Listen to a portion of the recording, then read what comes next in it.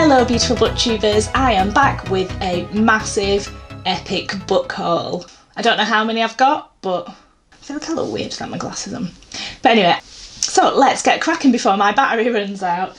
I am going to start with the graphic novels. First up, Wicked and the Divine, Volume 6.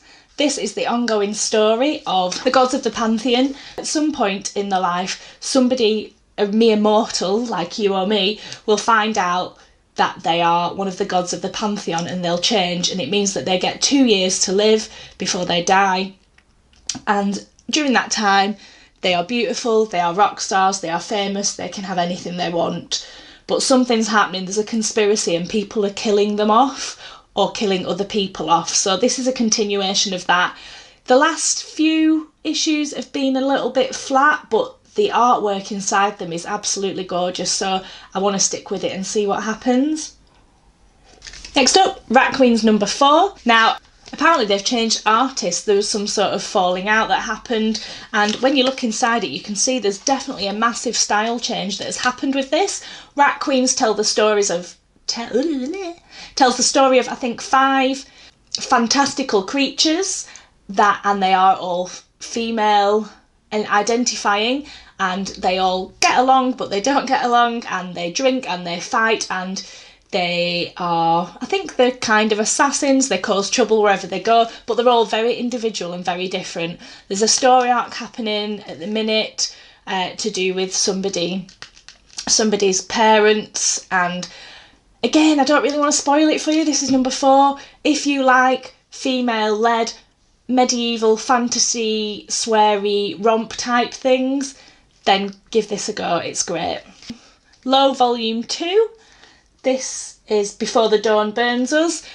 I read the first one and I did quite enjoy it. I thought it was trying a little bit too hard in places, but overall I did enjoy it. My partner really liked it, so he bought this, so I might as well read it. It tells the story of a family. Half of the family goes missing and the mum and the brother spend years trying to find them again. Some horrible shit's happened. I think everyone has to live in the low because of all the pollution and things. I think it's a while since I've read it, probably a year if number 2's just come out. But yeah, it's a dark tale. There's lots of awful stuff that happens, which I felt like quite a lot of it didn't really need to be in there, but I'm hoping that this will pick up by issue 2. The Spread by Justin Jordan. If you've watched my recent wrap-up, you'll know I've already read this. This is a horror romp inspired by, I guess, like 80s and 90s monster films, and I really bloody loved it. This is No and this is Hope. He ends up coming across Hope and he has to keep her safe and himself alive because Hope has something that means they stand a chance against these horrible monsters that are taking over everybody. And it's just really good. I love the gory, I'm just going to show you like this, like, can you see all the monster there? I love a bit of horror, I love a bit of gore, so I can't wait for Volume 2 of this. Now, onto the books. My wicked stepmother came to visit me yesterday. She's not really wicked. She took me shopping because I don't see her very often. She likes to spoil me when she does see me, and she took me shopping for some books and some art supplies, so I've got the books here. First up is this beautiful copy of Bram Stoker's Dracula, the Penguins Classics Deluxe Edition. You can see it's shiny, and if you look at this on the back, it has decal edges, which we all like those. Random French flaps, even though it's paperback, and it is just absolutely stunning. I'm never usually one to go for books just because of how they look, but I really had to. I love Dracula, I love the film, I love the story, so. Next is The Coffin Pass by Catherine Clements. This is, you can see I've got it from Waterstones, I got £4 off and it's signed by the author.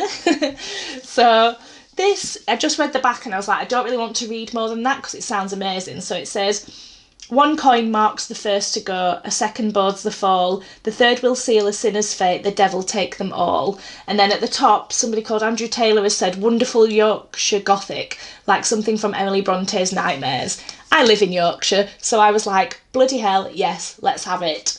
And it has been signed, and there, which is quite cool. I don't usually go for hardbacks, but I was being treated and it sounded amazing, so I fancy something a bit dark and spooky. I haven't took any of the stickers off these. The Dry by Jane Harper.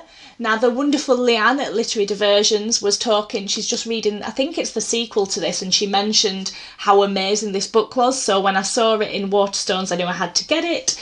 I'm not entirely sure what it's about, but she said the description of it made you feel like everything was so dehydrated and dry and just amazing. And it says it was the Sunday Times Crime Book of the Year. It's set in Australia and there's some murders and everyone thinks this dude who committed suicide did it, so I'm assuming it goes from there. Again, with it being crime, I don't want to read too much, I don't want any spoilers, I just want everything to be a bit of a surprise. And I realise I'm looking at the wrong thing, I'm looking at my screen instead of thing, so apologies if I look like I'm looking in weird places. The Boy on the Bridge by M.R. Carey.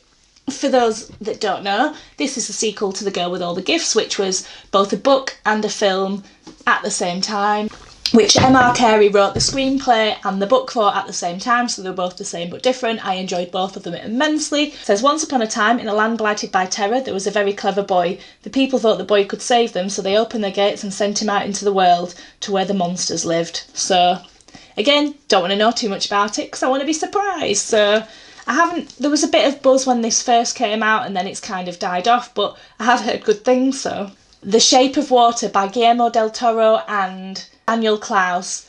I recently went to see the film for this and just, my heart, I fell in love with it. The soundtrack, the style, the actors, the story, the poem at the end that never fails to make me cry. So when I heard that they had the novel version of it as well, I had to pick it up and I am so excited to read this.